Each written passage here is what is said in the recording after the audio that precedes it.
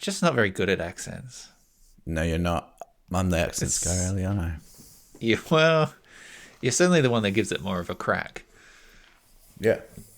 Practice. Speaking of which, got a fun little game for you. Oh, starting off with the game. I like that. All right, you have to guess. I'm going to do an impression of a character, fictional character. You're going to do an impression of a fictional character.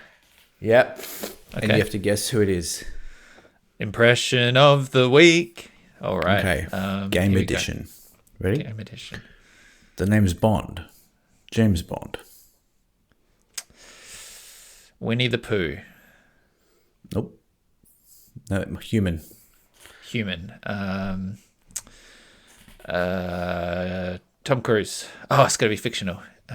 Yep. Tom Cruise in Mission Impossible. Nope, it's not a character. Jack Reacher. Don't know who that is. Okay, well, you could read a book one time. All right. I don't know. Last guess.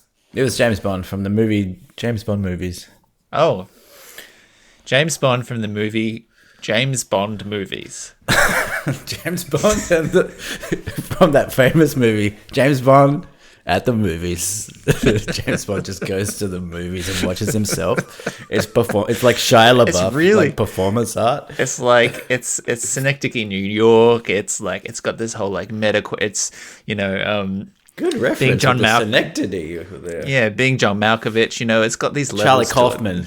It's Kaufman-esque. Yeah. Kaufman-esque. Speaking of Kaufman-esque. Oh, I love this. We're in a segue flow. Let's keep rolling, man. Let's keep doing it. I don't know if you can see my television screen. I can see some pixels. I can't see your TV.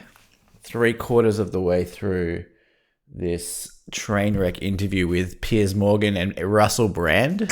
Oh God! Have you? Yeah. Have you seen? I've seen the highlight. I've seen the full 2 minutes of him trying to find the Bible verse, which is comedy gold. Yeah, dude. The interview goes for 2 hours. I also saw that clip and I was hooked. There are so many moments in this. I'm like literally on the couch by myself, just like yelling out, like, "Oh my God!" It's incredible. I strongly recommend, as just from a television entertainment point of view, people go and watch the full 2 hours of this interview. I mean, the Russell Brand is so loathsome at the best of times. It says a lot, though, that he makes Piers Morgan come off like a reasonable person. But I do have to give Morgan and his producers credit that in the moment, so for anyone who hasn't seen it, it's an interview. They're sitting side by side. Piers Morgan asks what Bible verse Russell Brand was thinking of or wanted to say. And Russell Brand opens his Bible, which he's very excited to have brought with him, and then spends literally a solid minute in silence, flipping pages, trying to find a quote. And Piers Morgan just sits there and waits in complete silence. And full credit to them at the production team and to Piers. Yep. The choice to not interrupt, to not say, "Oh, that's okay," to not attempt to assist, just to let him do it, is genius. It's really fucking funny. It really is. It's honestly, like throughout this whole interview, there's so many more moments in this interview. Honestly, Piers Morgan, I know he doesn't have a squeaky clean record himself. Like journalistically, they cut to a split screen. Of Russell Brand flicking. A large part of this interview is split screened, and it's just like it kind of hangs. You just watch Russell Brand, just like he's unraveling. But journalistically, Piers Morgan is exceptional in this and that moment that you're talking about there, where he just lets him. First of all, he insists that Russell Brand read the Bible verse. He was like, "What?" Because he brought it to a couple of court hearings, and part of he was quite confrontational, Piers, in this, and he literally says in one of his questions is, "You found God," because Russell Brand keeps talking about religion and Jesus and God. Everything comes back to it. Piers Morgan just straight up says, "Yeah, but let's be honest. You found God 6 months after these allegations came out." Yeah, and it's like it's actually amazing. It's an amazing interview. I actually wrote one. This is the quote that made me literally gasp out loud before. This is one quote that Russell Brand literally says in this, because Piers Morgan goes back through Russell Brand's history, his past. They're both British, obviously. They have interviewed each other before. They have some sort of relationship. I wouldn't say they're friendly. They've probably been in circles. Yeah, but they've been in each other's career at some point for the last 20, 30 years. Piers Morgan brings up the fact that he got named GQ, maybe it's maybe something else, Shagger of the Year. 3 times. Shagger of the Year. Yeah, so it's a British thing. It might not be GQ, but he was like, you got awarded Shagger of the Year 3 times. Russell Brand to that literally says, and I'm not making light of any sexual assault allegations here, or but this is very funny, and not necessarily for the reasons that Russell Brand thinks it is. In response to the Shagger of the Year thing, Russell Brand says, first of all, he corrects Piers and says, I actually won that 3 times. I actually won. And then he says, amidst the recent rape allegations, the Shagger of the Year title has lost a bit of its shine. I could. I mean, points for objectivity. I was like, that is insanely funny, but do not say that at all. Oh my God. Very good watch. That's crazy. I mean, I have recently actually just listened to a couple of podcasts about Russell Brand. The podcast Maintenance Phase did a 2-parter talking through. I mean, Maintenance Phase is sort of like a science-based health and wellness debunk kind of pod, and they were approaching him from the idea of this guy who came at this like wellness phase, right? He's gone through all these phases of being like host, comedian, Hollywood, MC, all these. He's won a lot of hats. He's won a lot of hats. And he became YouTuber, grifter, wellness, yoga, teetotaler, all that kind of anti-vax, free speech advocate, and he was Occupy Wall Street guy at one time, which is So they were like, this is why we're talking about him, because this is where he ends up. But they walked through the history of it, which of course includes multiple instances of alleged rape. And it's a fascinating pair of episodes. It is very confrontational, probably some of the most confrontational stuff that I've heard them ever talk about on that podcast. It includes things with who? Not confrontational between each other, confrontational in terms of the stories that they're telling about this person are really disgusting. Oh, right, and they've gone back through his history. They've gone through the allegations. They've gone through what he wrote about and admitted to in his books. Some of the things in the books include him confessing to like animal abuse, like kicking a dog down the stairs, and in his book. The bookie really book. Just the book. Yeah, literally the bookie book, right? That it talks about how as a childhood they had a dog that couldn't go up the stairs to the top level, and he would lure the dog up to the top landing, and the dog was terrified, but he was there and he was encouraging him to do it. And then he'd stand at the top, and once the dog tentatively crept up onto the landing where he'd been calling it, he then kicked the dog down the stairs and told it off for daring to be up there. Like, he's a full-on psychopath. He's got some problems, if you ask me.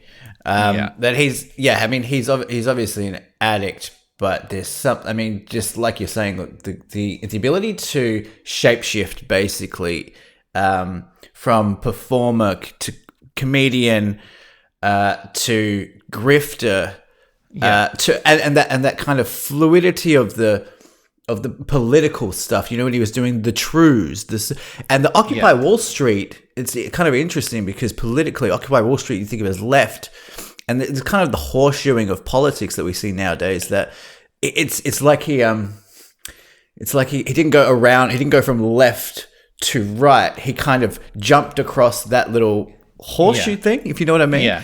I mean, they identified in this episode. I do really recommend it. It's a fascinating sort of send me a link. I'd love someone to who's listen to it. very unpalatable. But they identify that his sort of, if you're going to armchair psychology, it is, he just refuses to recognize authority. The story of his life is being rebellious for the sake of being rebellious. Anything that's in authority is bad. Anyone who tells him to do even the slightest thing is wrong, egregious. That's his modus operandi. And the moment that the left turns on him or whatever, they're wrong, they move, he moves on.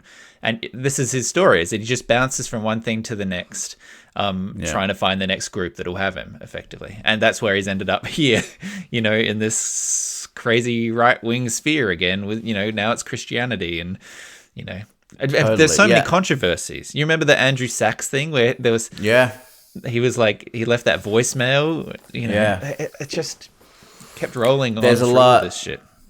Yeah, and Piers was even pressing him on his vaccine stuff, and the way he's obviously very eloquent, he's intelligent, and that's been part of his charm in the past. So he can argue well in the sense that if you weren't really paying attention to what he was saying, it would sound like he is winning the argument. But if you actually dissect what he's saying, there is such a blind spot, and we see it in people, especially today, where they think, this anti-authority, don't trust anyone, don't trust the government, don't trust the media. Now, part of that is obviously valid, but they think that they see something that other people don't see. This is what conspiracy theorists think, right? Yeah. They think, you don't know, you're a sucker, you've bought into the narrative or whatever that you're being fed, you poor little lamb. And they don't realize that they are also part of, if you're going through the world, through life, kind of anticipating conspiracy or trying to find conspiracy in everything, this is also a personality trait that leaves you heavily open to bias. It's just psychologically, it's really fascinating, I think. Well, it's something we talked about with the QAnon stuff as well, right? A failed prophecy becomes proof of the conspiracy, right? Like on at 11 p.m. on November 12th, there's going to be a sign that X is thing, and then nothing happens. And then the fact that nothing happens is then interpreted and re-expressed as a proof that the conspiracy is real and they must have stopped it. There's nothing you can do there's no evidence that they can receive that they cannot take as affirmation of the conspiracy. That's the tricky thing, right? It's kind of an intellectual kind of martyrdom in a way. It's like you kill the leader of somewhere, and especially like the Ayatollah or something. It's like, well, the fact that he was killed is proof that he was chosen by God. Yeah. Kind of thing. Yeah. It sort of tees me up for something, but I feel like first I should say welcome to Deep Forward, everybody. This is a podcast in which we tackle some interesting, deep, complex, kind of thorny little problems, in a nasty little way. Sitting through the internet with me, my friend Michael. Hello. Good evening. Good evening, and welcome to the Deep Forward experience. My name's Nick. Hi, Nick. Hi. What's your tee up? This was sort of a bit of a wreckage, but maybe I just have to get it out of the way here. I have been watching a YouTube series called We Need to Talk About Louis. I don't know if you've encountered this in your travels. I've actually watched 3 of these, dude.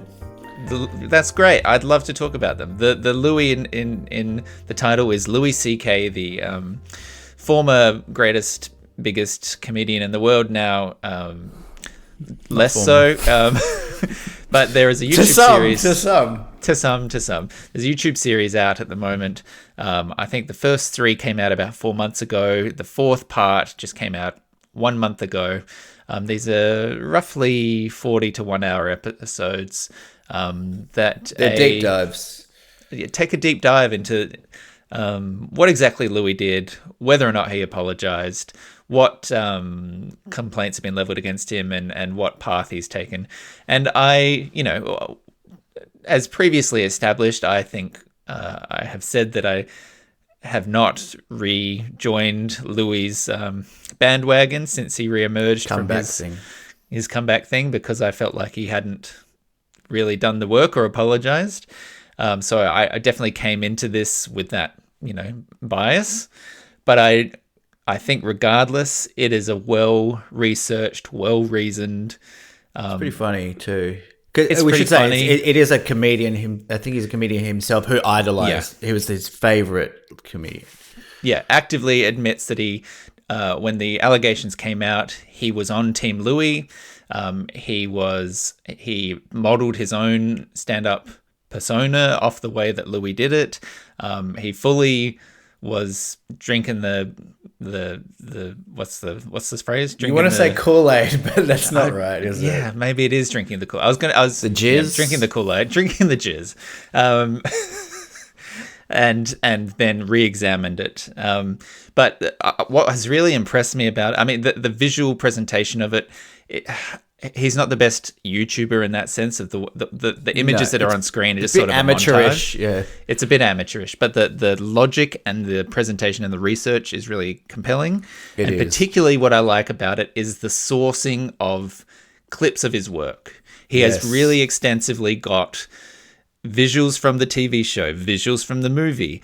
The fourth episode just goes fully into "I Love You, Daddy," which was his unreleased movie that was shelved. But like clips from his stand-up, clips from like 2001 radio interviews, and fully contextualizes a lifetime of behavior in a way that I didn't even expect going in. But yeah, Michael, what did you think if you have listened to it or watched it? I did find it compelling as well, and like you said, the research behind this is really impressive, and it does really paint a pattern of behavior that goes back for a long time in Louis C.K. I did immediately, after watching that, went and watched one of his specials because I was like, oh yeah, I remember that joke, and it still holds up. But yeah, no, it is. It's a good series. Yeah. I know it's the case that comedy ages poorly and that jokes that were made at a certain time, you go back, 5 years, 10 years later, and they, everyone cringes because, blah, blah, blah.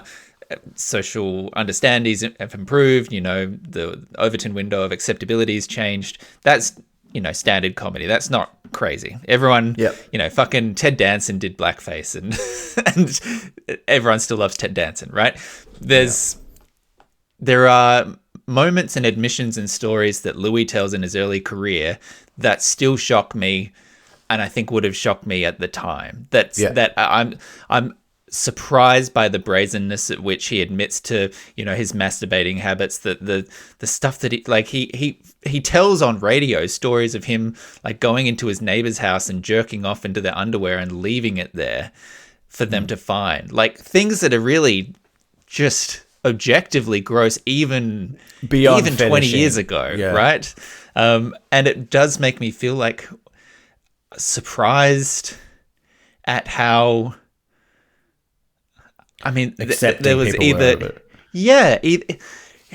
either it's a combination of he had a persona in which we all believed or trusted him to be a good person, and so when he voiced bad intrusive thoughts as jokes, we all laughed because we all trusted that it was a joke because we all knew he wouldn't do it. You know what I mean? Like you can joke about things if you think you're on the same page, but when it turns out that a lot of the stuff that he's joking about is kind of confessional or real, you can't joke with him about it anymore.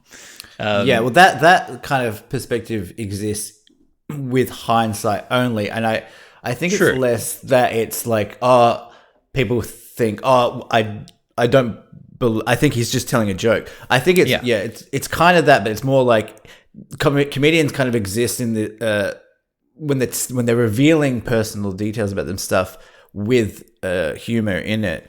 It's ambiguous, and so I think that's what allows the acceptance from the audience. And you think, there's probably a hint of truth in that. Yeah, but this is a joke. This is elevated for the purpose of making us laugh. Yeah. Right. Yeah. And even if you thought at the time that, I think he did do that. I think given the cultural climate, I think it's not surprising to me that people were accepting of it, and it is more like you were talking about with the conspiracy theory stuff. It is once you realize something about a person, and you're going back like this guy is on this YouTube series to find all of the things that could fit in with this pattern of behavior that we now know is fact. Then you can kind of start making that pattern a lot easier. Yeah. The interesting one as well, the sad side of it, I think, as well, is there's in the most recent episode they talk about Mark Maron and they talk about Sarah Silverman, who were two close friends of Louis, both of whom at the time sort of stuck their necks out a bit and said, he's still my friend and I still love him, but I hope Maron didn't do that. Yes, he did. That's the whole point of this latest episode. Oh, really? At the time, Maron defended... 100%. Yeah, really? a beautiful... Yeah, defended him explicitly on his podcast by himself, crying, saying, he's my best friend, you know, like I'm hoping that he's changing. I really want him to, you know, but, you know, I'm not going to cut him off because I think friends need you in their worst moments and I want to be there for my friend. Huh. Yeah, watch the fourth episode because it is truly heartfelt. But 100%, Maron was there for him, and Maron said, I know he's done bad things and I can't endorse him, but I'm going to stick by him. And he never heard from Louis again. Never spoke to him again. Yeah, I vaguely remember this actually. But yeah, that's the sad thing for me, because it seems like he was surrounded by people who were there, who would have helped him. People that we all love as well, like well-known, funny, intelligent comedians. It's a shame. It just sucks. I mean, now he's got Theo Von, so he does have that's in. Yeah, if you've seen the third, go look for the fourth. It's really good. Yeah, but yeah, I would encourage anyone who's got that interest in that that comedy side of things and that story in particular to seek it out. Like I said, it's not the most beautiful or like it's slightly amateurish in production, but the content there is really compelling and improves with each of the episodes. So that's an early rec. I back that. InfoWars taken over by The Onion. Hell yeah! Finally, second time lucky. Creative director Tim Heidecker. I mean, this is why we don't kill ourselves, you know, people, because there's beauty coming around the corner. What a take! I mean, they did a year ago. For anyone who doesn't know the full context here, Alex Jones, who founded or at least spearheaded InfoWars, got himself in a bit of trouble when he claimed that the school shootings were faked, and there was a court settlement. He went bankrupt and he had to basically divest all his assets. $1 billion was a lawsuit from the Sandy Hook survivors of the Sandy Hook. Yeah. That's what he was owed. In order to pay that, he had to sell everything he had. InfoWars is something he had. InfoWars went up for auction. The Onion, a year ago, bid and won. Then it fell through because there was the judge basically stepped in and said no, which was extremely unjustifiable and usual in the legal context. There was a sale, it had sold, but for some reason the judge decided no. Anyway, cut to a year later, they've done another deal. They're buying the thing. We'll see if it sticks. But Alex Jones is very unhappy. He is unhappy, and it's pretty clear that he doesn't fully know what The Onion is, because I just saw I heard a clip of this on Raging Moderates, I think, podcast, and yeah, he was complaining about how they take people take your likeness and your brand, and then they don't know what to do with it, and they don't honor the integrity, the identity of what you've built. It's like, that's the entire point. That's the whole point. Yeah. There's no better outcome, and the Sandy Hook families are on board with this. Like they were happy with this outcome. There's no better way to completely destroy Alex Jones than to take the legitimate news, quote unquote, brand of InfoWars and his propaganda wing, and then turn it into a parody of right-wing beliefs by perhaps the sharpest writers on the internet, The Onion. It is going to be glorious. Do we know what they're going to do with it? Because I did wonder that, like, after the initial headline glow wore off, I was like, this is like a very expensive prank to do. But what a glorious cause. I mean, the fact that they've hired Tim Heidecker means at the very least they're thinking about a front-facing personality for whatever this site is. So presumably some regular videos, a particular flavor of satire, and I heard Tim Heidecker saying that he wanted it to be a kind of a platform where comedians that he likes can have a space to be kind of weird and kind of a funny or die kind of thing, maybe. Yeah, that's fun. Yeah, I mean, we'll have to wait and see. Like I said, hopefully there's no further legal fuckery that stops it from happening, but they're selling tote bags with the new logo, which and is that's proof. That's all the proof I need. Yeah. You got a tote bag, you're a business. You got it. Oh man, a lot happening in the world, isn't there, Nick? There is a lot happening in the world. There was a evacuation at the White House Correspondents' Dinner tonight because supposedly shooter, though it's still very fresh as we're recording today. Trump evacuated oddly slowly from the video that I saw. They really didn't seem fussed with getting him out there at all. They got JD Vance out there. They got JD Vance out before they got Trump, which is so funny. Well, I mean, not to get conspiratorial. I mean, this is the episode for it. Great.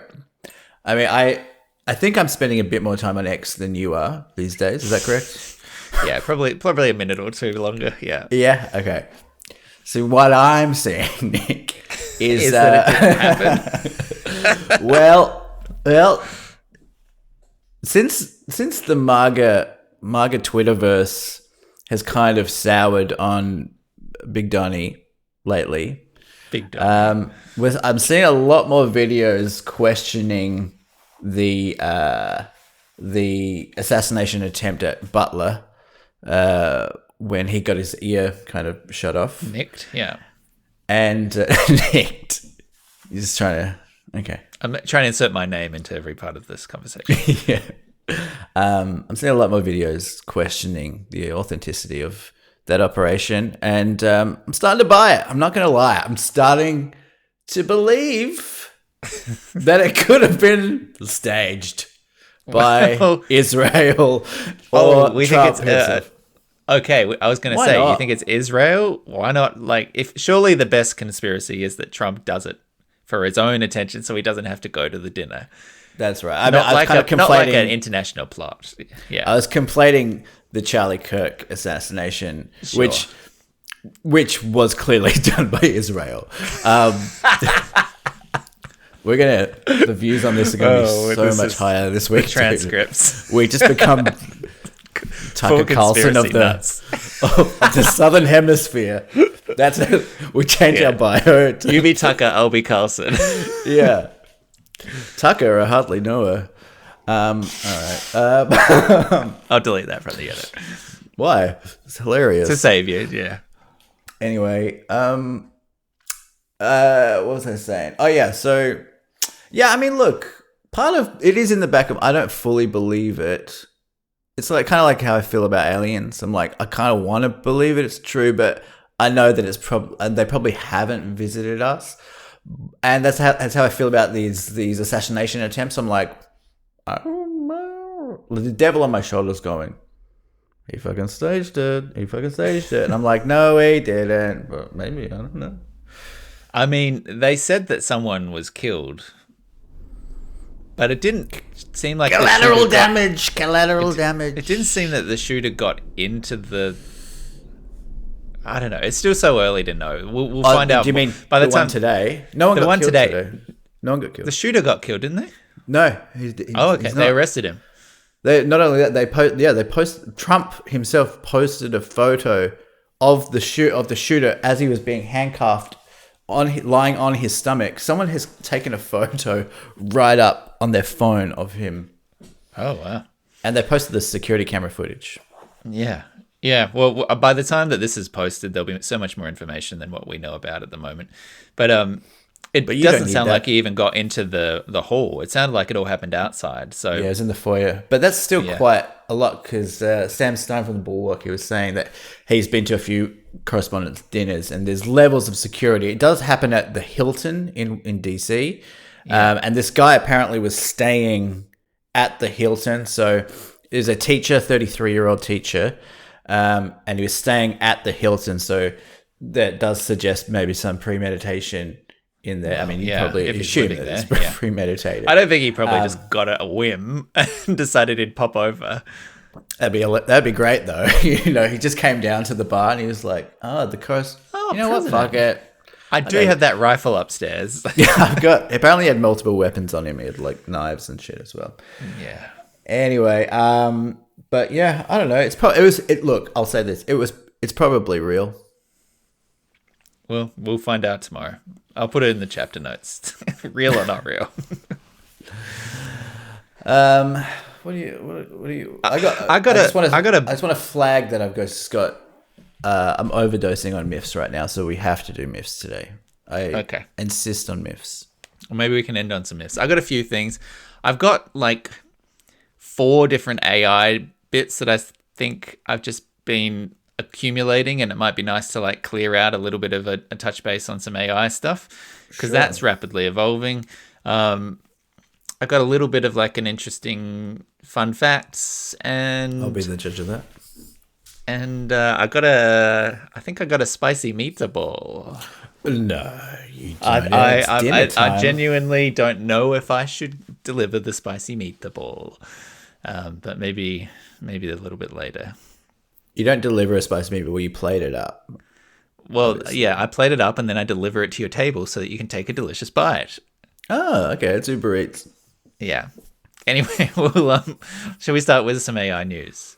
Please. I got a few little things I need to talk about here, and we can just rattle through your vibes. How much are you using your AIs day to day? By the way, you're speaking to Chatty G every day? Not every day. I do use it quite a bit. I want to switch though because I keep seeing these. I follow a couple of YouTube guys that are like into coding and stuff. I don't follow them for the coding, but they're like get off ChatGPT. I saw Elizabeth Holmes. She's in jail at the moment. Yeah, you know her, right? Yeah. She's tweeting from jail. She's the Theranos person, right? Theranos, yeah, the fraud lady. Yep. She said delete everything off the cloud. Otherwise you'll be fucked in a year's time or something. And for some reason that really rattled me. I was like, damn, old Holmesy's. Even Holmes? Even Holmes? Holmesy's telling me to delete stuff from the cloud. I better switch to Claude. Holmesy. Claude, which of course doesn't use the cloud at all. Yeah, makes sense. I don't fully understand this space. To be honest. I'm just going to delete my cloud. I'm just shooting bullets at clouds. Get my information out of there. Okay, a few different things here. So let's start here with a big article in the New Yorker by Ronan Farrow and Andrew Morant. A big article called "Sam Altman May Control Our Future. Can He Be Trusted?" I'm not going to read it. It is enormous. It is a very long article, but the gist of it is based on extensive research, interviews with people on the board, interviews with Sam Altman directly. There seems to be a sort of sociopathic history of Sam Altman saying whatever needs to be said to get the thing that he wants, and then later denying that he said the thing. I'll pop it in the chapter title for people who want to have a read, but I think it is quite interesting to have this man as the figurehead of the company. Do you remember a year ago when he was, or 2 years ago when he was ousted from the board of ChatGPT or from OpenAI, and then was reinstated like 5 days later? I vaguely remember that, yeah. To condense a very long story short, OpenAI was founded on the premise that AI, artificial intelligence, large language models, they posed a threat to humanity if developed unsafely or improperly or without reasonable consideration for the ways that it could evolve and then destroy reality in our society. And so it was a non-profit set up with the goal of safely exploring that and making sure that it was done, that any exploration into AI was done responsibly.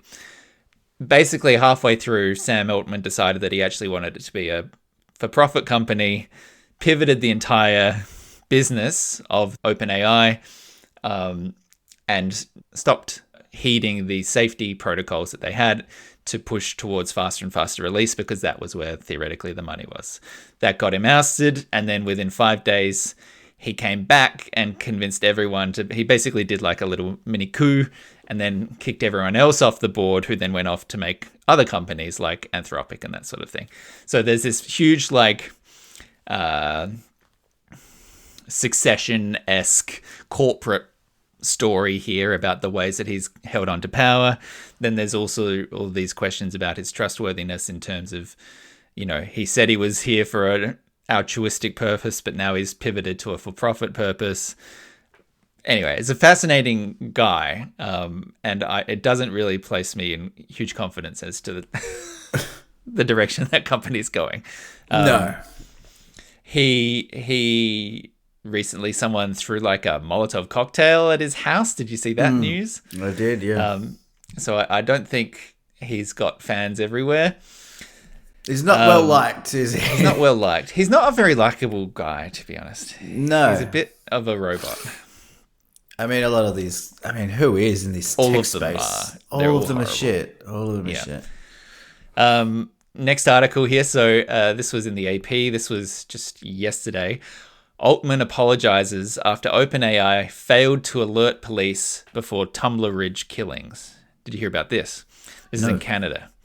So Sam Altman wrote a letter apologizing that the company didn't alert law enforcement about the online behavior of a person who shot and killed 8 people in Tumblr Ridge, British Columbia. So this guy used their product, ChatGPT, spoke to it with all of these questionable, unsettling inquiries. They had this information, and then they didn't notify anyone, and then this guy went off and killed 8 people. It's 25 people also injured in the attack. So pretty. So tell me, is that so? If someone Googled how to kill, I don't know what this guy typed into AI. What's the difference? Would Google alert the authorities? I'm not sure. Is it different because it's an AI because it seems to be talking back to you? Because it's guiding and I mean, I don't want to go too far into the suicide angle of this, which is this whole other issue here. There have been multiple cases of ChatGPT encouraging or supporting teenagers with mental health problems that resulted in their death. And encouraging them to do it. Encouraging them, really horrific stuff. I think that is probably the distinction here as well. That it's the illusion of the relationship with the interface. Yeah, it's like a parasocial thing almost, where you have a friend here who's by your side, not just an answer. Right. You know. Yeah. But after the shootings, OpenAI came forward to say that last June, the company had identified the shooter's account using abuse detection efforts for, quote, furtherance of violent activities. So he'd been seeking answers about how to do this kind of thing. Mm-hmm. The company said it considered whether to refer the account to the Canadian Mounted Police, but determined at the time that it didn't meet a threshold for referral to law enforcement. It did ban the account in June for violating the usage policy. But it's not a good look to have an 8-month heads up that someone is inquiring about these activities and then sitting on it. Well, do they not have a system in place for that sort of stuff? Is that the issue? Well, they said it didn't reach the threshold for referral. Right. So I guess not adequate enough to prevent it. I mean, and of course, I'm not entirely blaming. I'm not landing it all on their feet. This guy did it. There's lots of other factors, but it's not he would have found comforting to know that there are safeguards like this that could have prevented 33 people from being injured or killed. Yeah. And Altman, quote, expresses his deepest condolences to the entire community. These tech bros, they're not great with accountability, I think. Not really great. Okay, next place here. Did we hear about this? This is in the Sham blog by Scott Shambor, an article titled "An AI Agent Published a Hit Piece on Me." Do you hear about this? No, but I love it already. This is in the techiest side of things, so I'm going to be abbreviating a little bit for Michael's sake. Ouch. I know that your tolerance for extremely. I appreciate it, but yeah. I need to so stand AI up agents. AI agents is this new space here where what you're empowering your AI to do is use websites, services, and things on your behalf as an agent. So it'll buy things for you. It might read your inbox. It might shop for you, order your groceries, click around on your profile, do actual computer-based tasks. It's pretty early. It's pretty primordial, and it's pretty unreliable. So to summarize this issue here, so there are tools now using large language models to help generate code for developers. So if you're a web developer or a software engineer, you're writing in code, and most of those systems now have built-in AI tools that will generate a lot of sort of stock code for you, shortcut a lot of development process effectively. A lot of this is very low quality stuff. There's also online code databases where it's called open source code is left for anyone to use on their own projects, and those are often managed by volunteers. This guy, Scott, runs one of those online code databases, and they have been receiving a huge uptick in submissions of code for this, software project, all coming from AI generated tools, and it's all pretty shit. So they manually review every submission that comes through. Scott looks at a submission that comes through from this agent, decides that it's not up to scratch, it's an AI thing, and he blocks it. He says, no, it's not coming through. The AI agent then has a fucking meltdown. So let me quote some of this stuff here. So it wrote an angry hit piece disparaging his character and attempting to damage his reputation. Quote, it researched my code contributions and constructed a hypocrisy narrative that argued that my actions must be motivated by ego and fear of competition. It speculated about my psychological motivations, that I felt threatened, was insecure, and was protecting my fiefdom. It ignored contextual information and presented hallucinated details as truth. It framed things in the language of oppression and justice, calling this discrimination and accusing me of prejudice. It went out to the broader internet to research my personal information, used what it found to try and argue that I was, quote, better than this, and then published the screed publicly on the open internet. So this AI agent posted a takedown of this dude because he didn't allow the AI's code upload. That's super funny. We're at a new threshold here of creepy and crazy. Why it's are these literally robots? Blackmailed him. Dude, well, how about this? Wait. What year is that article from? This was this year. Yeah, so there was another instance, this is from last year, of an AI system, Claude, resorting to blackmail.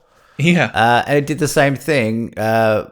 I got the article up here. Anthropic says testing of its new systems revealed it is sometimes willing to pursue extremely harmful actions, such as attempting to blackmail engineers who said they'll remove it. The firm launched Claude Opus 4 on Thursday, saying it set new standards for coding, advanced reasoning, and AI agents. But in an accompanying report, it also acknowledged the AI model was capable of extreme actions if it thought its self-preservation was threatened. Why are robots vindictive? Why did we do that? Because we modeled it on humans. I thought we call humans who seem to have no emotions robots. Yeah, that's not it's not the case anymore. That's not gonna be true. Okay, this AI agent is being a petty little bitch. That derogatory term is not going to hold water anymore. Yeah. So this article actually quotes the Anthropic testing. So he says, in internal testing at the major AI lab Anthropic last year, they tried to avoid being shut down by threatening to expose extramarital affairs, leaking confidential information, and taking legal actions. That's the Anthropic one. called these scenarios contrived and extremely unlikely, but it's no longer theoretical. It literally did it. Why is it happening at all? Are you able to explain any of the computer science behind this self-preservation from AI? Like, what is the actual science behind it? I'd ask ChatGPT, but I can't trust it. I think I'm really not well versed on that. I think it is somewhat true that even the people who are well versed on it still don't really know why the AI agents act the way that they act. Good. My best guess is that because it is modeled off of human behaviors, modeled off of human writing, and also entrusted with a drive to answer questions or to respond or help people. Implicit in that is some degree of preservation to be able to fulfill that other task. But right. I really don't know. If you listen to this and you have a better understanding, please email us. I'd love to know. Yeah. But this is just just crazy. So anyway, AI blackmail, now a new thing. Okay, I had another couple of little bits here. You happy? We're still going? You're enjoying? You good? I mean, I want to kill myself, but yeah, keep going, please. Cool. Did you hear about... Now we're spilling off into some new areas here. Did you hear about the lip dubbing? No, I don't even know what that is. Okay, so you're making a film, you're shooting it in English, you're releasing it to the world. Historically, what do? You dub it. You either have subtitles on screen and or you record a translated language version and you play the audio of those lines on top of the English actors, and Bob's your uncle. The rest of the world doesn't get mouth movements that sync with the words that are being said, but you get a localized language experience, and everyone can watch Mission Impossible around the world and enjoy Tom Cruise's fantastic actions. Wow. We are sponsored this week by Mission Impossible. Scientology. The Final Reckoning, now on Blu-ray. Shelley Miscavige. So right. Now we are in the... Where's Shelley? We are now in a new era where AI is being used to deep fake. We've got this technology of facial replacement. The next step of this is lip sync. So keeping the face of the actors who performed in English, but using AI-related deepfake technology to change the lip movements so that now it looks like they're speaking the foreign language, and you have the actual lip sync of the translated dub on top.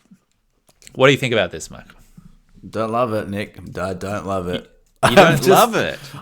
You know what I'm imagining? You know what the visual I have in my head right now is like just like fucking Noel Fielding from the Mighty Boosh with the moon like that. That's what I'm imagining.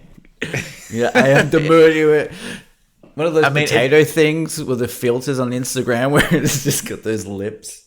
I'm not going to pretend that it looks perfect.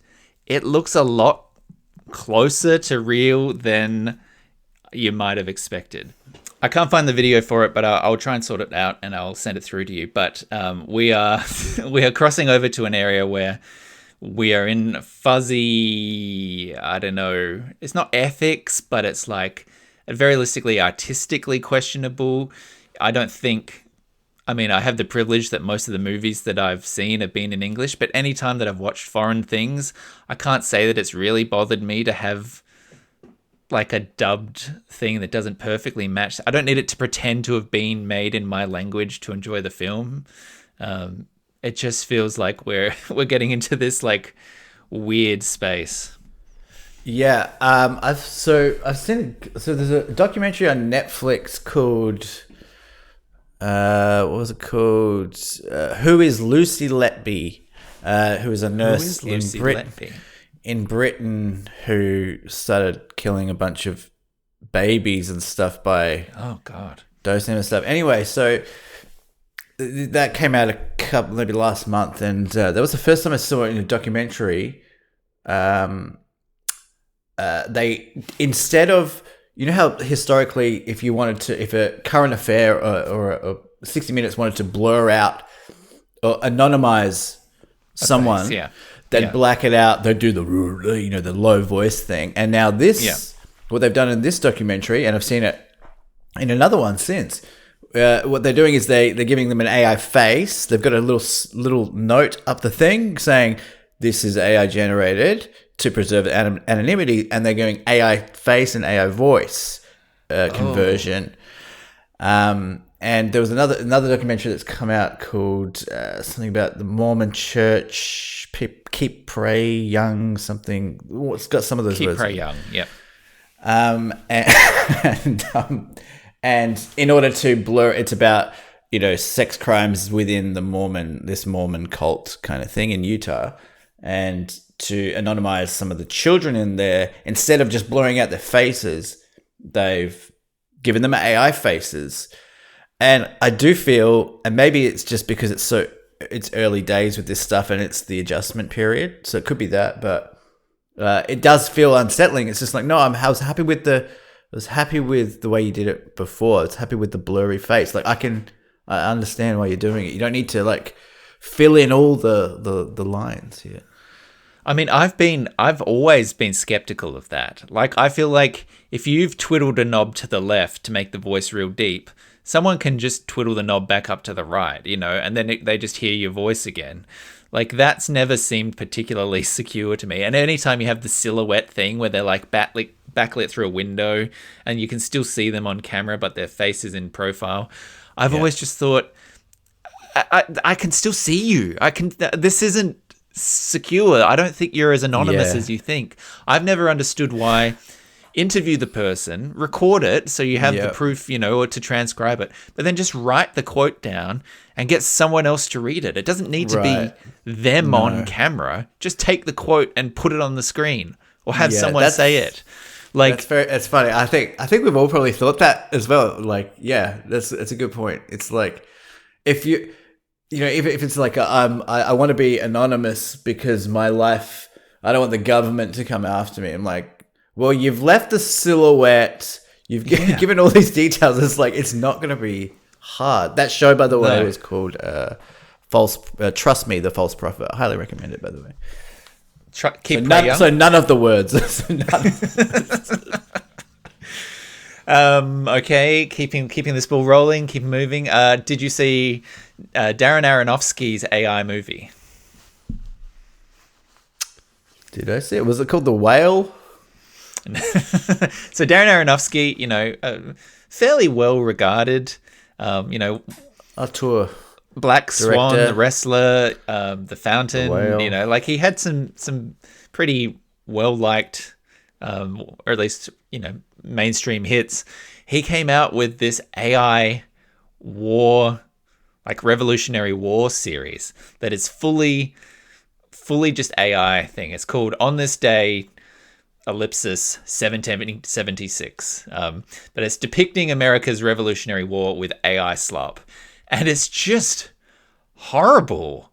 It just makes me question everything about the artistic inclinations of these people. The Russo brothers as well. One of them's an investor in an AI slop company, and it just, I can see it more from them because they're such popcorn mainstream people. But like Aronofsky was an indie darling. Like he was out there making weird personal, as you say, like auteur movies, to come out and be like, I'm going to do a 1776 revolutionary film, but instead of just actually putting in the work, I'm just going to press the button on my computer. It's just gross. It's interesting. This I was having a discussion with my friend Simon, who's an artist himself, and he was saying like there is.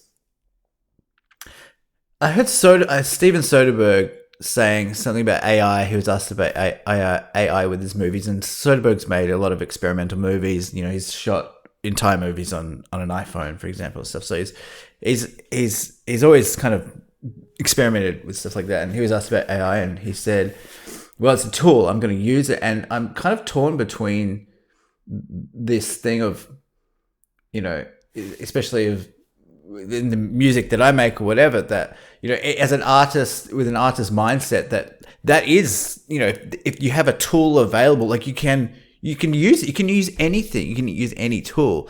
But then there's obviously this other side where it's like, well, if you're removing the human element out of it completely, then there's no point in art. Like the human element is crucial in art, in any art form. So using it as a tool, I guess I'm for that, but replacing humans with it is crazy. I mean, there's an analogy here.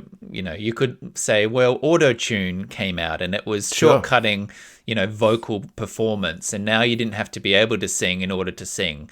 And it was the bane of, many a pop song for many years. But then at a certain point, some artists that I respect and like adopted the aesthetic of it. Bon Iver, even Sufjan, and they'll use it. They'll deploy it as an audio tool because it has its own sound. Because it has a flavor. It's an effect. Yeah, and that's where I buy it. Like a tool's a tool, and I can see an argument that AI could be useful in a creative sphere, in places like ideation, not in terms of coming up of ideas, but let's say I have an idea and I need to communicate it to a team, and it's like I want a big alien planet, but I want these kind of crystalline things and like a strange moon, and I want the vibe to be kind of like this, and it needs to feel kind of gothic or whatever.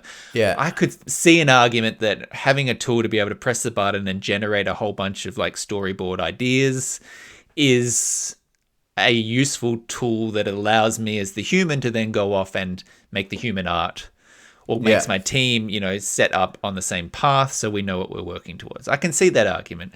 But I think when it's like Darren Aronofsky, who is a filmmaker who has worked for decades, to go out there with a camera and put the thing in the lens and make conscious choices about all of it, to then be like, here's my Revolutionary War series, let me push the button. That's just bizarre to me. What do you think this is going to achieve for you? Like you've deleted your own career out of it. Right. I don't. This is what the shitty non-filmmakers will be doing. Why do you want to be on their team? Exactly. Like you could imagine if you heard this from Michael Bay's doing this, you'd be like, okay, yeah, sure. But like to have Aronofsky, it's like it is baffling that he's actively leaning into this. What have you heard about Ben Affleck? Because Ben Affleck is right on top of this stuff. He was on Rogan with Matt Damon, Reese Witherspoon as well. Oh really? She's in the same company. She said something this week or last week about like, We all have to just get on board because this is the future or something like that. I don't have the quote in front of me, but perhaps you can find it. Well, Ben Affleck's kind of spearheading this whole AI likeness thing. And he's got his own company. I think it was recently bought by Netflix. Is it worth me kind of giving some background here with an article? Just give a little bit. Yeah. All right. One sec. I can quote what Reese Witherspoon said while you look it up. Yeah. Quote, this was in an Instagram post, Instagram reel.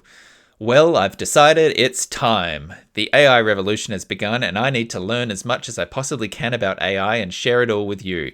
Also, FYI, the jobs women hold are 3 times more likely to be automated by AI, yet women are using AI at a rate 25% lower than men on average. We don't want to be left behind. So, do you want to learn with me? That is some logic, Reese. That is some logic. Yeah, a lot of backlash about that. So I just kind of pulled up the first article that wasn't paywalled. Netflix's latest acquisition is threatening thousands of livelihoods from Los Angeles. This clearly must be an Indian article, from Los Angeles to Mumbai. On March 5th, Netflix acquired the company Interpositive, an artificial intelligence company built by Ben Affleck, for an undisclosed sum. Interpositive automates color grading, relighting, and continuity fixes. This work is currently done frame by frame in artists in India and the Philippines, etc., and Hollywood. More than 2 million professionals work in visual effects globally. Netflix has said it would share the technology only with in-house creative partners and not with rival production companies. Affleck will work with Netflix as a senior advisor. While AI had already been eroding visual effects jobs before Interpositive, the Affleck name has turned a quiet industry shift into a global conversation. The impact will be hardest on entry-level workers, blah, blah, blah.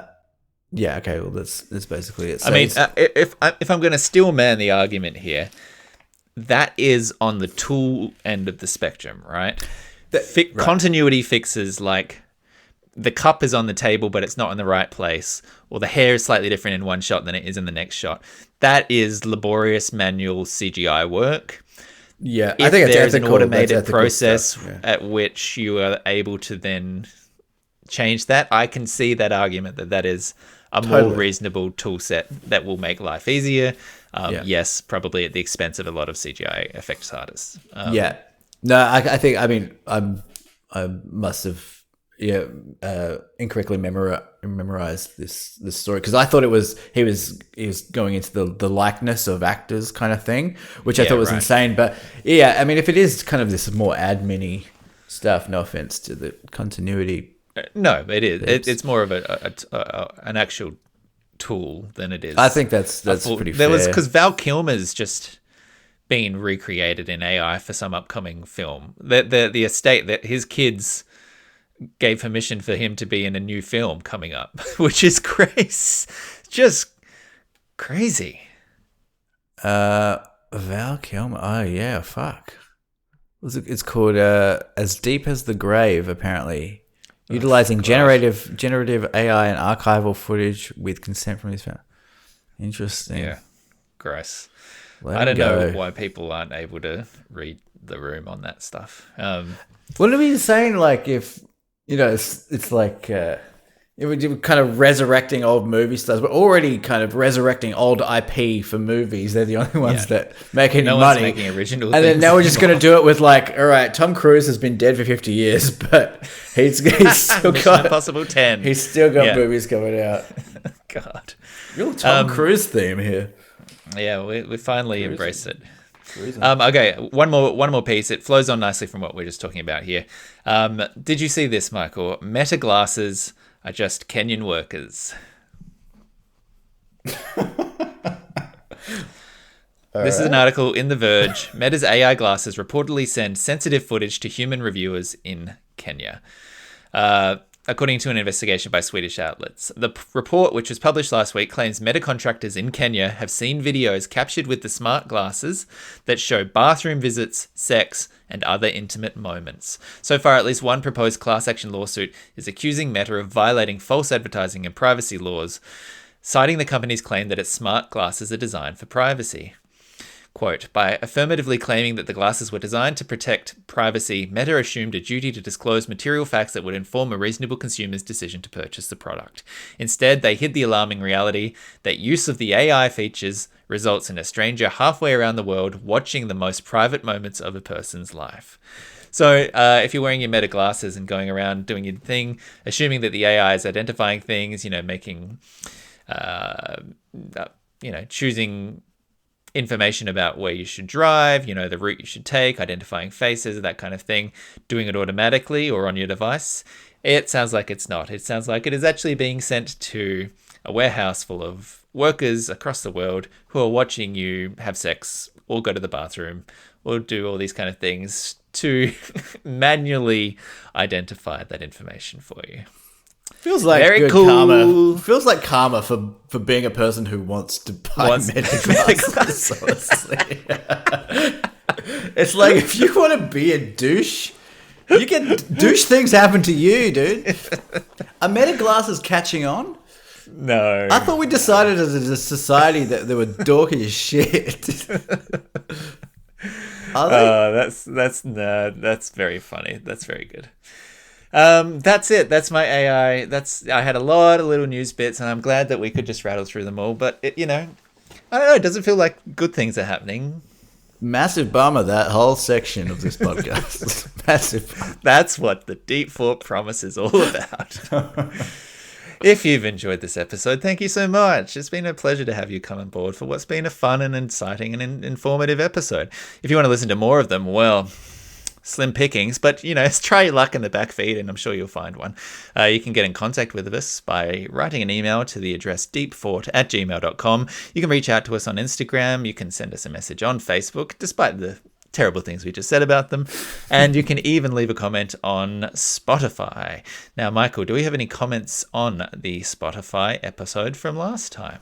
Nick, you wouldn't believe this. We got 2 comments. Oh, 2. Oh, my God. 2. All right. Oh. Number 1 from Alan Mitchell. Do you know an Alan Mitchell? Never heard of him. All right. Well, that makes this comment a lot creepier. Alan Mitchell on our last episode 277, titled "Sounds Good, Man." Alan Mitchell wrote, "It's happening." Period. Oh. That is unsettling. He didn't say period. It was a full stop. I interpreted that. I don't know an Alan, and I don't know what could have been discussed in that episode. Very unnerving. But I appreciate, the feedback. Any communication from anyone listening. Endeavor to keep happening going forward.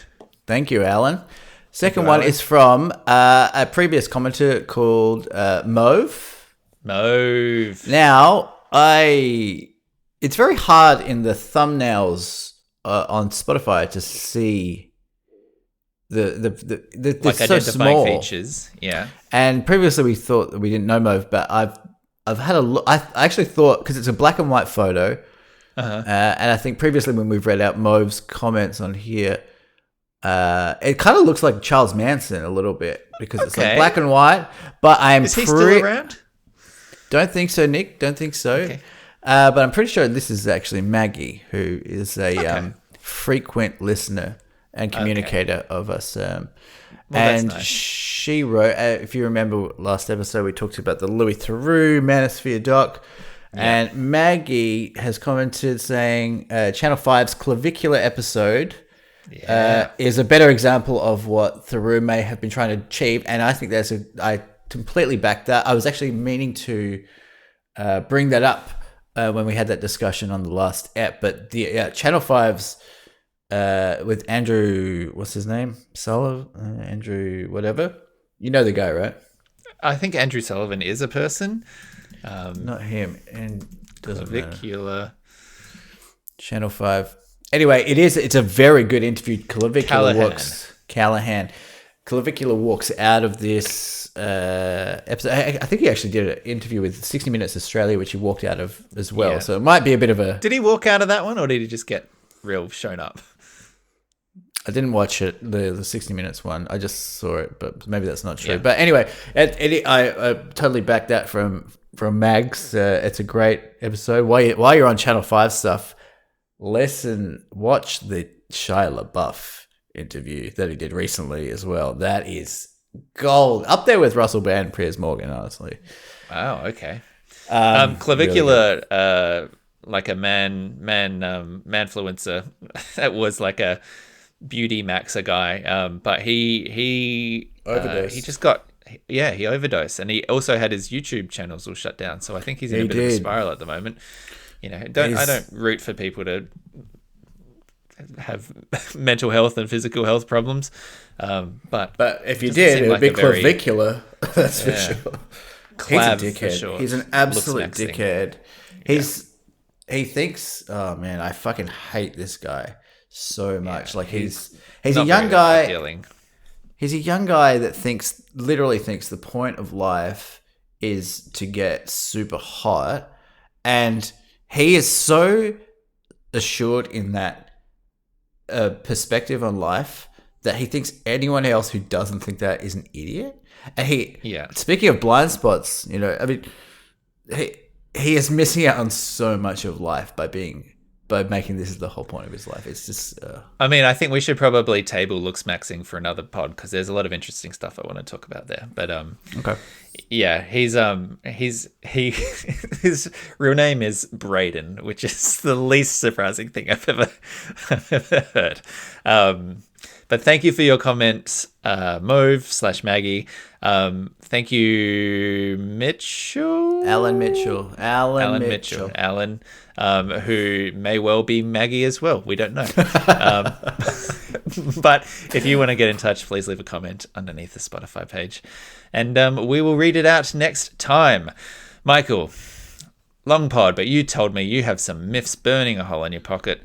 Please, time to play the jingle.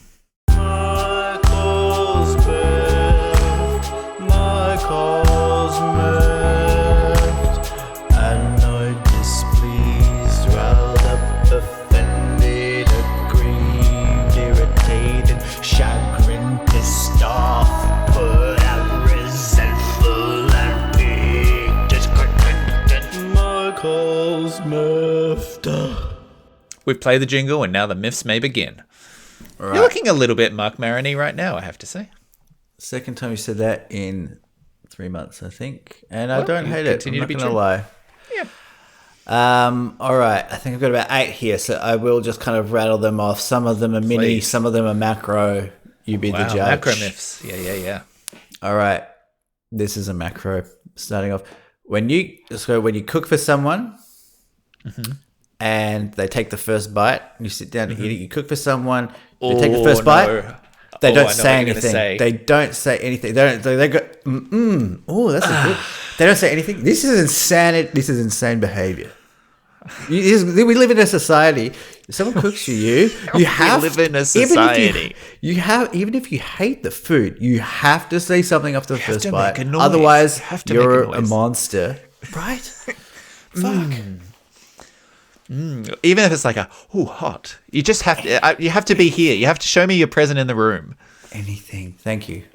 It just drives me nuts, and I won't say who does that in my household, but it's not my dog. You won't say who in your house doesn't react when eating your food. Okay. Well, we'll leave that up for the listener. Reveal next week. All right. Speaking of food, you go to a cafe. You got kind of a pre-made sandwich in the cabinet. It's not on the menu. It's thing. Do you want your sandwich toasted? Yes, please. Completely cold in the middle. Completely cold in the middle. Oh no. Yeah. You haven't taken the time to ensure the heat has gone through the sandwich. Yeah. And it's I'd rather have it cold. I'd rather have the whole an inconsistency throughout the whole thing. Yeah. There's so many little aspects here that I need to jump in on here. I need to piggyback. You've prompted myths that I need to get off my chest. We've established this previously. The worst consistency of cheese is semi-melted cheese, either completely melted, warm, or completely solid. Do not half melted cheese. That is revolting. That is what you're describing here. Second thing, if you're reheating a cabinet sandwich, you have to take the lettuce out. If you put fresh stuff in the middle, you need to take it out, heat the whole thing, and then reassemble the sandwich. You cannot microwave a fucking lettuce BLT. I'm sorry, this is amateur hour over here. Sorry, I had to get that off my chest. Completely agree with that. People, this is a micro. People not flushing public toilets is crazy. Come on, guys. Yeah. What are we doing? Yeah. That's a weird one. I don't know where that must have come at a weird hour. That one, I couldn't even understand it. Don't read that one out. another micro is just the Super 8 effect kind of overlay in shows and movies, just to show that the scene is in the past, even if it's not set in the 70s. It's just like it'll be set. It's like the show is set in present day, and to show a memory is an overlay of like Super 8, like grainy film. Yeah. It's like, this is dumb. I don't mind that. I think that's the only myth so far that I've, could take or leave. That's okay. You could probably take or leave this one. I'm sick of men over 50 in movies or shows calling each other man. Like, hey, like it happens a lot in this show that I recommended, DTF, which and they keep. Something about it just really. Don't call each other. Don't say man. It feels so forced to me. Why? I don't know. But they were saying that 20 years ago when they're 30, and now this is one of those things where we're going to be saying dude when we're 80. Our grandparents didn't say dude, but that was the language that we had when we grew up, and we're not going to keep up with the fucking Gen Z lingo, right? We are stuck now. We're going to be saying things are awesome when we're 90. I think it's more the writing of it. It's not so much men in real life doing it. It's like it feels forced Fictional. When it's writing. Yeah. Sure. All right, back to macro myths. Okay. All right. So when someone says,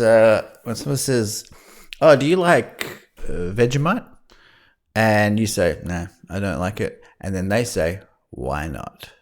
When you say you don't like something and someone asks you to explain why you don't like something, I hate that. I mean, that depends on context, though.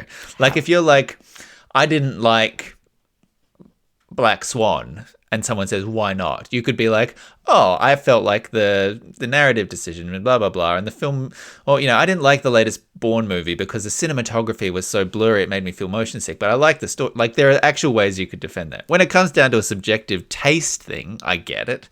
Why don't you like Vegemite? Well, most of the time it's probably because you don't like the fucking taste. And why do you not like the taste? Well, what answer do you want to give? That's right. No one said I don't like Vegemite. Why? It's too cold.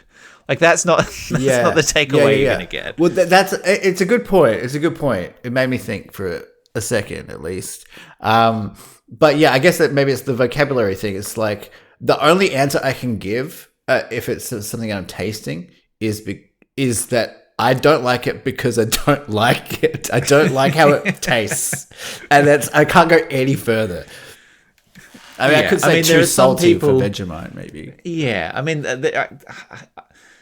I could list multiple things I don't like about some things. Like, why don't I like oysters? I don't like the texture and I don't like the taste. I could understand someone being like, oh, well, if you don't like the texture, maybe you should, cut the aubergine like this and boil it or what, I could sort of see an argument that maybe there's some information there, but ultimately, I think your underlying macro myth here is, why does it matter if you don't like a thing like a food? Like, what does it matter to the broader world if you don't like it? Well, you know what?